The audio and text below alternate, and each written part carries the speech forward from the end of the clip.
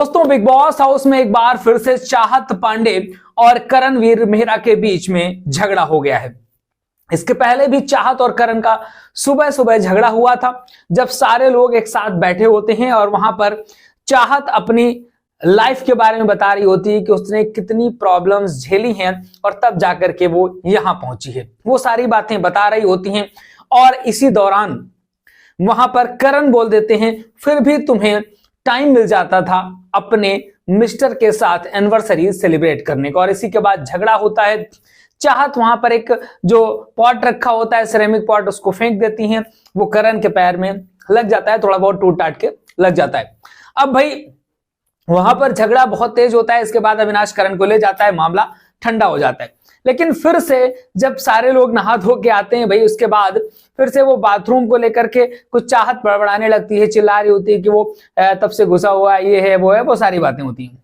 फिर होता क्या है कि भाई फिर करण इसे कुछ बोल देता है और ये बड़ा टेंशन में आ जाती है, जाकर के अपने बिस्तर में बैठ करके रोने लगती है। करण बोलता है कि जब सच्चाई सामने आ गई है तो फिर ये मुझे चीजें फेंक फेंक कर मार रही है। जब सारी चीजें खुल गई हैं तो फिर क्यों छुपा रही हो? जो है सो है, उसमें क्या है? जो नहीं है सो नहीं है। वो तो सलमान जी ने भी कल बोला था, उसमें क्या दिक्कत है? करण चाहत से कहता है कि चाहत में अगर अपनी में आ गया ना तो मैं सब कुछ खोल करके रख दूंगा। वो इसके बाद जो इतनी सारी चीजें बोलता है तो वहां घर के सारे लोग पहुंच जाते हैं। चुम भी पहुंच जाती है, श्रुतिका, शिल्पा जी सब पहुंच जाते हैं। तो भाई चुम मना करती है कि प्लीज मत करो करण, मत करो, ये सब सारी चीजें मत बोलो। तो फिर भी वो नहीं मानता है। बोलता है कि जब इसकी माँ ने लव मैरिज करी थी तो ये भी लव मैरिज कर लेगी, उसमें क्या बात हो गई? कोई दिक्कत की बात है क्या? तो भाई शिल्पा जी बोलती है, भाई करण ये उसका पर्सनल मामला है, तुम इसमें क्यों बोल रहे हो? वहां श्रुतिका भी पहुंच जाती है। वो बोलती है कि इसका निजी मामला है, हमें इसमें बीच में नहीं बोलना चाहिए, नहीं पढ़ना चाहिए। तब वहां पर करण बोलता नजर आता है कि सलमान जी ने कहा था कि इस मामले में खुल करके बात करो। तब सलमान जी को मना कर देना चाहिए। तब मतलब बवाली कर देता है करण, इस सारी चीजें बोलता नजर आता है। ऐसे में चाहत और रोती रहती है और कहती है कि बिग बॉस प्लीज मुझे बाहर निकाल दो, मैं अब यहाँ नहीं रहना चाहती जहां पर मेरे लिए इस तरह की गलत तरीके की बातें हो रही हैं जो कि सच भी नहीं है। तो यहाँ पर चाहत अपना पक्ष रखती नजर आती है और अविनाश भी पीठ पीछे बोलता नजर आता है कि ये तो होना ही था, ऐसा तो होना ही था। भाई मामला बहुत ज्यादा बढ़ चुका है और यहाँ पर मेकर्स ने एक जबरदस्ती की आग लगा दी है।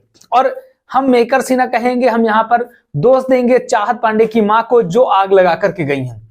चाहत पांडे की का बढ़िया ठीक ठाक सब कुछ चल रहा था, लेकिन चाहत पांडे की मां ने आके अविनाश की इतनी कायदे से धुलाई करी, अविनाश के बारे में बहुत सारी चीजें बोली। भाई वो भी किसी का लड़का है, तुमको उस मुद्दे पे बात करनी चाहिए थी ना, कि तुमको चाहत के साथ ऐसा नहीं करना चाहिए था, चाहत को ये नहीं बोलना चाहिए था, वो सारी बातें बोल के खत्म करनी चाहिए थी।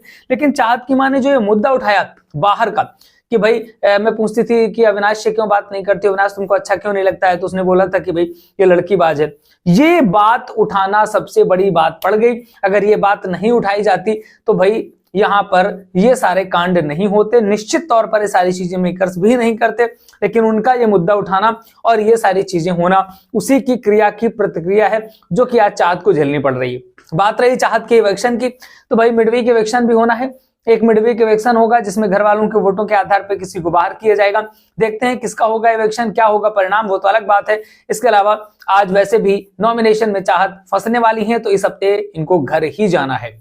भाई अब मेकर्स ने ऐसा कुछ गेम रच रखा है जो कि चाहत पांडे टॉप 5 में जाना कहीं ना कहीं डिजर्व जरूर करती थी। बाकी जो भी अपडेट्स होंगे लगातार आपको मिलते रहेंगे। इंस्टाग्राम पे प्लीज हमें फॉलो करिएगा। मिलेंगे फिर किसी नए वीडियो के साथ, देखते रहिए एफसी टाइम्स।